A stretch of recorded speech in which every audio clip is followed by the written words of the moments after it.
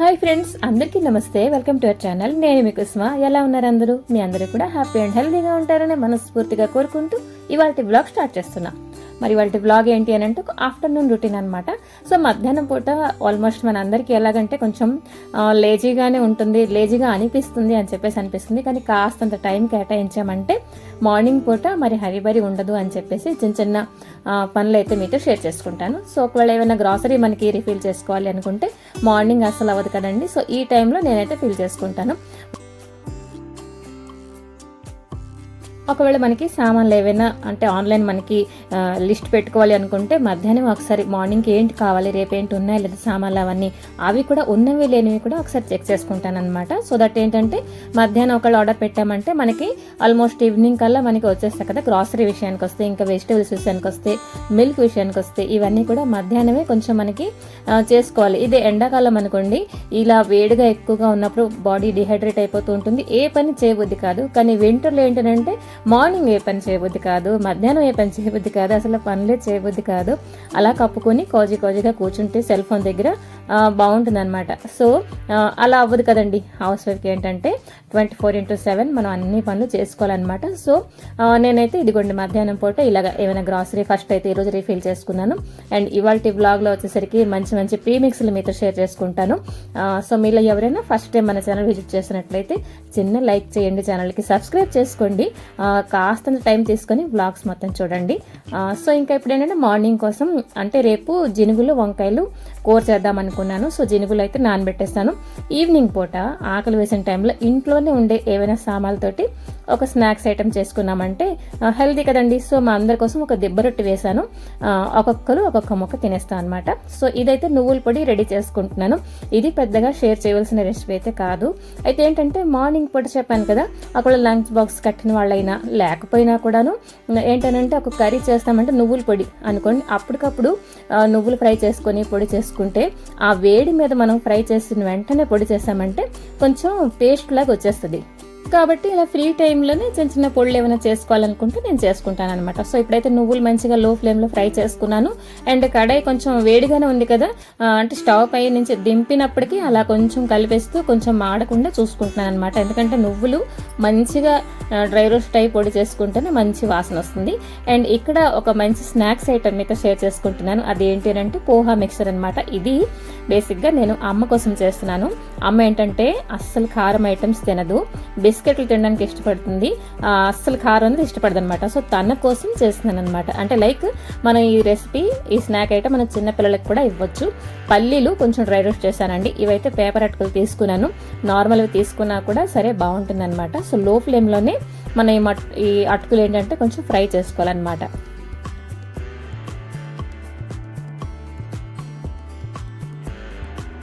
అలా అటుకులు కలుపుతుంటే సడన్ గా ఒక నల్లగా కనబడింది. ఏంటిది అటుకులు అని చూసేసరికి ఇంతకు ముందరే నేను పల్లీలు ఫ్రై చేశాను కదా, దాని తలకి తొక్క అనమాట. ఓహో ఇదేనా అని చెప్పేసి తీసి పారేశాను. అంతే కదండి, పిల్లల కోసం చేసిన లేకపోతే పెద్దవాళ్ళు ఏ రెసిపీ చేసినా కూడా మనం కొంచెం ధ్యానం పెట్టి చేసామంటేనే ఆ రెసిపీ సక్సెస్ అవుతుంది అనమాట. సో ఇప్పుడు ఏం చేశానంటే పల్లీలు కొంచెం కచ్చా పచ్చాగా మిక్సీ పట్టేసాను. ఎందుకంటే అమ్మ పల్లీలు కానివ్వండి ఇలాంటి గట్టి ఐటమ్స్ ఏంటంటే నవ్వలేదన్నమాట.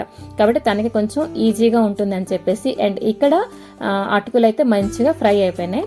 అండ్ పల్లీలు కూడా కొంచెం కచ్చా పచ్చగా చేశాను అనమాట. అవి వీటిలో కలిపేశాను. ఈ రెసిపీ ఎంత బాగుందో తెలుసండి. ఈవినింగ్ పూట మనం కూడా అలా కాస్త నోట్లో వేసుకున్నామంటే చిన్న స్నాక్ ఐటమ్, కడుపుకి లైట్గా ఉంటుంది, బాగుంటుంది, నోటికి టేస్టీగా ఉంటుంది అనమాట. సో ఈ అటుకులు ఇంకా పల్లీలు మంచిగా అయితే కలిపేశాను. ఇప్పుడు ఒక ఫ్రై ప్యాన్లో కొంచెం ఆయిల్ వేసుకున్నాను. ఇది కూడా నాకు ఎక్కువ అనిపించింది. దంచిన వెల్లుల్లి, కరివేపాకు, కొంచెం చాట్ మసాలా, పసుపు, కొంచెం పంచదార, అలాగే కొంచెం ఇది వేసాను ఏంటంటే కారం పొడి. ఈ కారం పొడి వేసి షార్ట్ వీడియో ఆమె చూసాను కానీ నువ్వు ఎందుకు నా రెసిపీలో కారం వేస్తావు అని చెప్పేసి అనిందనమాట. బట్ తెలియలేదు.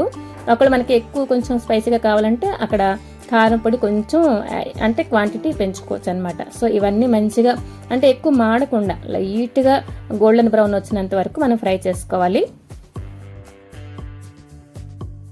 అండ్ ఇవన్నీ కూడా కొంచెం చల్లారిపోయిన తర్వాత అండి అటుకుల్లో మనం కలిపేస్తున్నాం అనమాట. సో చూస్తున్నారు కదా, కొంచెం చిటికెడు ఎక్కువ కూడా వేయలేదు. లైక్ ఎలాగంటే తెలిసి తెలియకపోయినట్టుగా మనకు ఆ ఫ్లేవర్ రావాలన్నమాట. ఇక్కడ కొంచెం ఆమ్చూరు ఉన్నా కూడా బాగుంటుంది. సో నేను అమ్మ తినదు అని చెప్పేసి యాడ్ చేయలేదు. ఇవన్నీ వేసిన తర్వాత మంచిగా కలిపేయాలన్నమాట. ఇది నార్మల్ అటుకులు వేసినా కూడా యాడ్ చేసినా ఇందులో బాగుంటుంది అనమాట.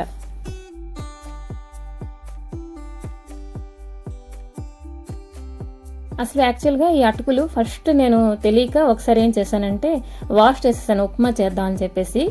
అసలు మొత్తం పేపర్ అటుకులు అంటే అప్పుడు అర్థమైంది, మొత్తం పేస్ట్ లాగా అయిపోయింది అనమాట. తారీలేం ఉంచలేం అలా తయారైంది. సో అది అలాగ ఉంచేసి ఈ రెసిపీ చేశాను. ఇది కరెక్ట్ అయిన రెసిపీ అండి పేపర్ అటుకులకి. సో చూస్తున్నారు కదా, చేతికైతే ఒక్క పిసరు మనకి ఆయిల్ అనేది అంటలేదు. చక్కగా 8 కంటైనర్లో ఉంచుకొని ఈవినింగ్ పూట మనం కానీ పిల్లలు కానీ ఎవరైనా కూడా చక్కగా తినుకోవచ్చు. ఒకవేళ మనకి పిల్లలకి ఇది బాక్స్లో పెట్టామంటే కూడా చాలా టేస్టీగా తింటారనమాట. కొంచెం పంచదార కూడా వేస్తాం కదా, కాబట్టి స్వీట్గా కొంచెం కారంగా కూడా ఉంటుంది. సో ఇక్కడైతే నువ్వుల పొడి కూడా చేసేసానండి. ఇదైతే కూడాను కంటైనర్లో ఉంచుకుంటున్నాను. ఇవన్నీ ఏంటనంటే చోటా ప్యాకెట్ బడా ధమాకా అంటారు చూడండి, అలాగా పని చాలా తక్కువే, చాలా ఈజీవే. అండ్ ఒకప్పటికి ఇది చాలా హెల్ప్ఫుల్ అనమాట మార్నింగ్ పూట.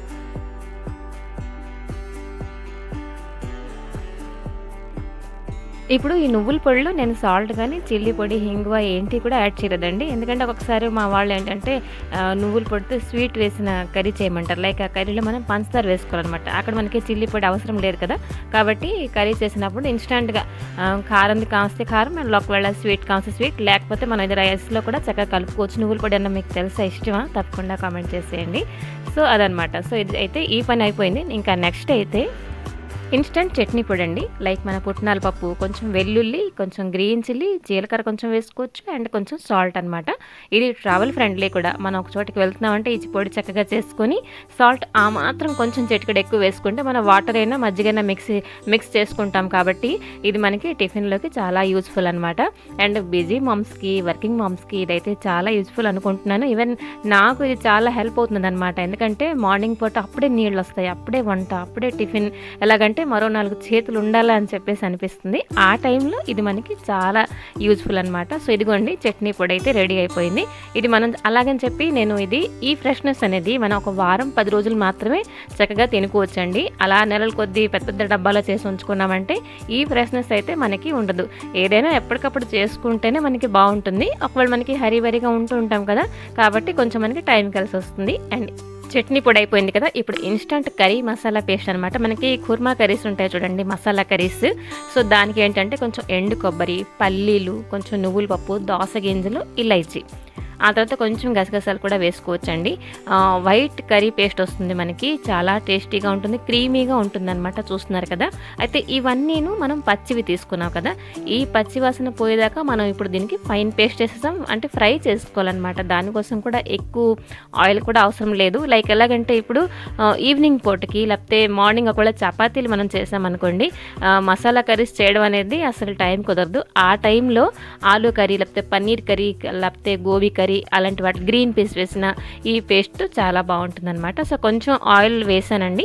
ఆయిల్ వేసేసి ఈ మసాలా పేస్ట్ అంతా కూడాను, అంటే ఎండు కొబ్బరి మంచి ఫ్లేవర్ వస్తుంది. ఇంకా కొబ్బరి అలా ఫ్రై చేస్తుంటే మనకి కొంచెం కూడా ఆయిల్ కూడా రిలీజ్ అవుతుంది. సో ఇంకా కొంచెం వాటర్ కూడా జార్లో పోసేసి కొంచెం పేస్ట్ ఉంటే అందులో శుభ్రంగా క్లీన్ చేసేసి వేసేస్తాను అనమాట. ఏమాత్రం కూడా వదిలిపెట్టే బుద్ధి పుట్టట్లేదండి. సామాన్లు కూడా మనకి చాలా కాస్ట్ కదా, కాబట్టి ఏంటంటే ఇవన్నీ. ఇంకో మాట ఏంటంటే కర్రీ చేసే ముందర కొంచెం చేస్తామంటే ఫ్రై చేయడానికి కాస్త టైం ఉండాలి. మసాలా కనుక మంచిగా ఫ్రై చేయలేదు అంటే, పచ్చివాసన ఉన్నది అంటే మనకి సామాన్లు వేస్ట్ అవుతాయి. అట్ ద సేమ్ టైం మనకి కర్రీ కూడా టేస్ట్గా రాదు. కాబట్టి తాపీగా ఫ్రీ టైంలో ఇవి ఫ్రై చేసుకోవాలన్నమాట.